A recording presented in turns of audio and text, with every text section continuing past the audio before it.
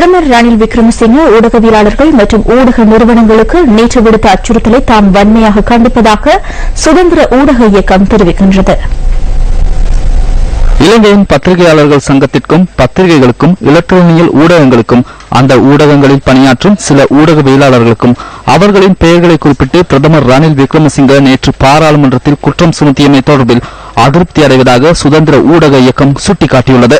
நாட்டின் பிரதமர் என்ற வகையில் அவ்வாறான நடத்தையை நாம் எதிர்பார்க்கவில்லை என அந்த இயக்கம் விடுத்துள்ள அறிக்கையில் குறிப்பிடப்பட்டுள்ளது.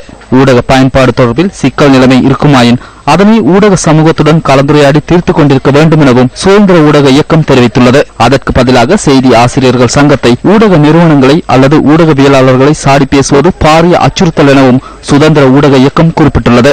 செய்தி ஆசிரியர்கள் எந்த சம்பவங்கள் தொடர்பில் எழுத வேண்டும் என்பது குறித்து அச்சுறுத்தல் விடுப்பதற்கு எவருக்கும் உரிமை இல்லை என சுதந்திர ஊடக இயக்கம் விடுத்த அறிக்கையில் மேலும் தெரிவிக்கப்பட்டுள்ளது.